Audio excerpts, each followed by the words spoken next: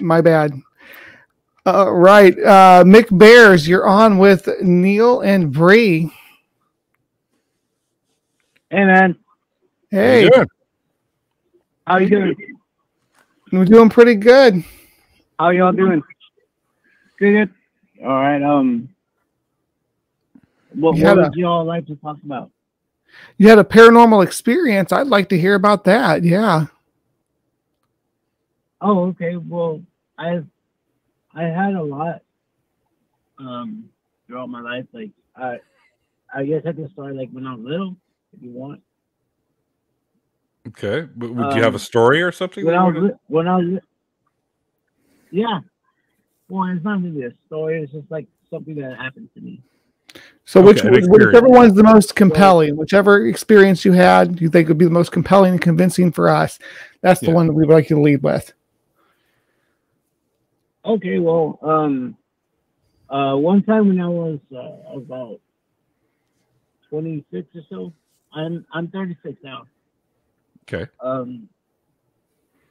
When I was living in the country, I used to smoke in my car.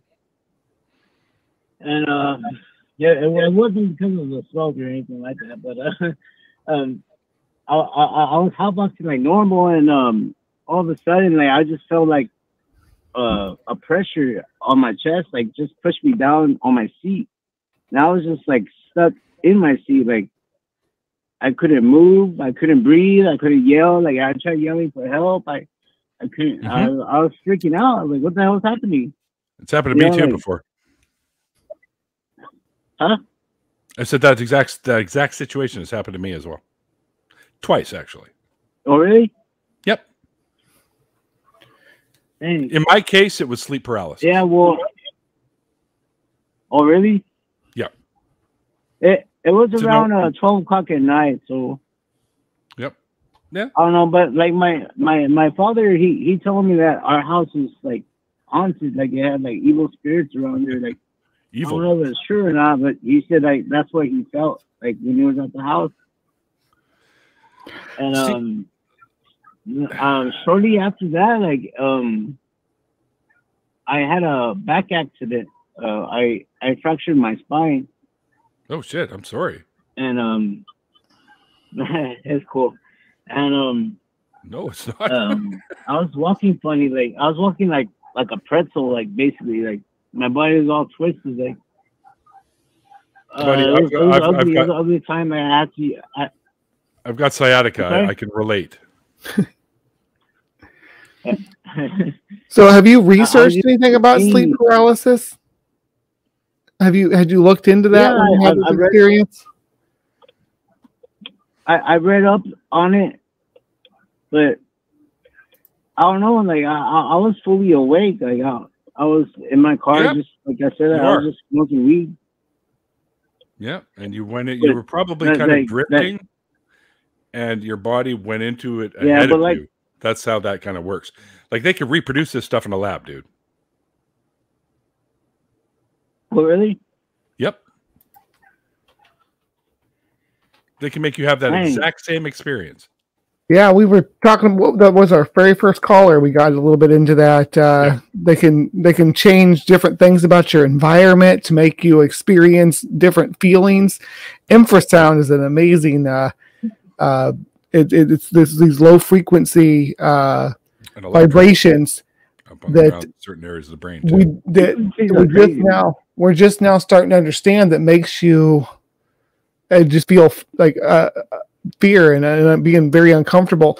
They think that it might have something to do with the frequency of the roar of a big cat and how it affected our ancestors, but they're not completely sure yet. It's still in its infancy. Pretty cool stuff, though. Wow. Must have been freaky though to have that experience, though, right? It was like I was scared shitless. Like I jumped out of my car as soon as I could. I was like. Why? Like I was more freaked out as why couldn't I breathe or talk? Like, I couldn't yell. Like I was like on mute. It's the worst feeling. The first time it happened to me, I experienced exactly what you were just talking about. The scared. I couldn't talk. I couldn't scream. I couldn't yell for mom. And then then I learned about it. what things can cause these. And then the second time I had said, oh, here we go. And I just wrote it out, and it took a few minutes, but I finally came to again and was able to move. And there's some visual and auditory hallucinations you can have at that time too. They're called hypnopompic dream states, because you can't break yourself away from your mind generating images and sounds that aren't actually there. It can be terrifying. It can be, I know when I had my sleep paralysis, it was just for a short little window of time in my life when I switched to this weird sleeping schedule. I started having them fairly regularly, and there would always be a little visitor that'd come into my room. My brain would every time would fabricate it the same way, and it would terrify me. This was back when I was more of a believer in this stuff, and before I really understood it. And it was actually researching this specific thing that kind of started leading me down the skeptical path that I'm on. Yeah. Yeah, you know. Have you all heard of shadow people? Yes. Mm-hmm. Yes. You see shadow people a lot? I saw one when I was real little, when I was like about 6 or so. Did you like look at it straight forward, or was it something like out of the corner of your eye? You see, my house, the back door used to have like a window on the door. Okay. And I swear I heard the window open, and I heard something jump in, and I heard it like hooves, like from a horse, like walking down the hallway. I was like, what the hell? And I was sleeping with my parents, so I looked up, and all I saw was red eyes, like just looking at me. And I got scared shitless, and I just covered myself. And I woke up my parents. I'm like, Mom, Dad, like there's something there. And they're like, there's nothing there. And I'm like, I saw some eyes. Like, what? I heard a dog. I heard something. Like, And then I read up on it, and they were saying that it was like shadow people or something. Yeah, I've heard about the shadow people too. I personally haven't seen one, at least that I would consider to be. I've seen things move in the corner of my eye and stuff, and then you're like, but that's actually just your brain filling in information. What was that? Interesting. The funny thing is, I saw a ghost one time when I was in jail. Well, funny thing is, I'll let you. I'll tell you a little something here. Our brains lie to us all day, every day, because when you're seeing things and experiencing things, your brain is what's putting that all together, and it's constantly fucking up. Like it's trying its best to go off of referrals from your memory or whatever. And your memory is just as flawed. It's just made up stuff too. So every time you'll go, what the hell was that? And then it's not there because your brain was sorting. It's almost like it was sorting through things and giving you a little sort of peripheral visual of that whole process going on. So that's what sometimes that can be. So, and we are very susceptible to hallucinations to that respect as well. Even without drugs, believe it or not. And you can prime yourself in certain environments to have hallucinations too, especially when you're nervous. Because it's better for your brain to make something up that's not there than for something to actually be there and you not respond properly. So when you're agitated, your brain's automatically say it's looking for problems, and it will make up its own if you don't give it some.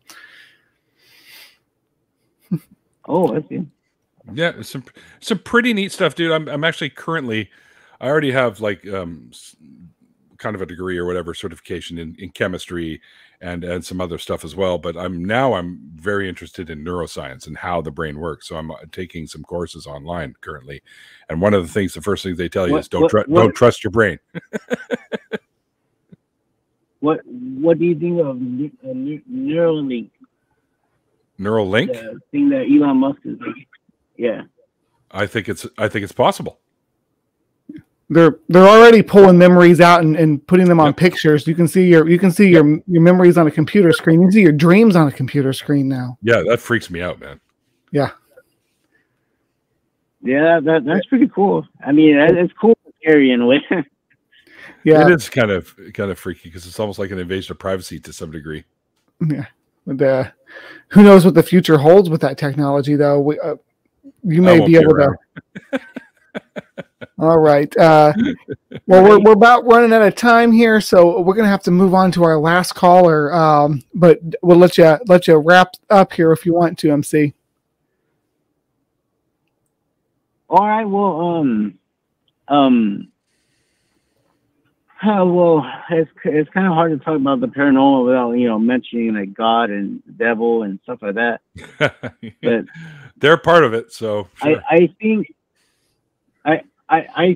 like the whole God and devil thing. I think they represent an atom, because an atom has both a positive and a negative, right? Yeah, electrons. Yeah, I mean, if they exist, then they have to be made of them. That's the way I feel about God and the devil. Like, first came the positive, then came the negative. But they're all around one atom. Like, huh? They both circle the atom. You can't really have a positive and a negative. There's no negative to weigh good against without evil, kind of the thing. You can't have good. The negative have to be together. Yeah. Yeah. You can't have one without the other. On a binary system. But there's also, now let's not forget, we have electrons and protons, but we also have anti-protons and anti-electrons as well. Yeah. I know. Yeah, I mean, I just think they got the name wrong when they said atom. Like, I think they meant atom. You know what I mean? I see what you did there. All right. Thanks for calling us up tonight, MC. And if you have any other compelling stories, definitely feel free to give us a call back. We're here every Tuesday. We go live at 7 Central Standard Time. We always very open to all kinds of calls, as you can see tonight. We've had the gamut of different calls. And speaking of, all right, you have a good night there. Thank you guys for having me. You too. Take care, bud. You too. Thank you. Bye-bye. Bye-bye. Cheers. All right, so we have a few more super chats to go through. Yeah, left, right, left. $14.99, a generous $14.99 just because. And also Team Band-Aid. Yes, Band-Aid will probably be popping in here. Cynthia McDonald, again, $5. I had sleep paralysis once watching PTL TBN. I took it at a time the devil did not want me to watch PTL and TBN. TG4. That's the Freedom for Religions. Yeah. Oh, we skipped right over Kenneth.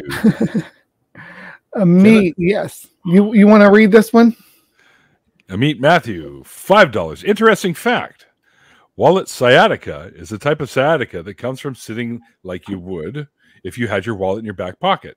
And actually, Amit is very correct. That was part of the thing that caused mine, actually. And I also got rear-ended in a car accident. And Kenneth Leonard, $9.99. There we go. People just can't do that extra penny. Thanks, Kenneth. I'm just bugging you. It's an American thing. If a kid asks where rain comes from, I think a cute thing to tell him is God is crying. And if he asks, why is God crying? Another cute thing to tell him is probably because of something you did. Oh. Cute or evil? I would trust Kenneth with all my kids and teaching them stuff, teaching Kenneth's them the ways of the world. Kenneth is awesome.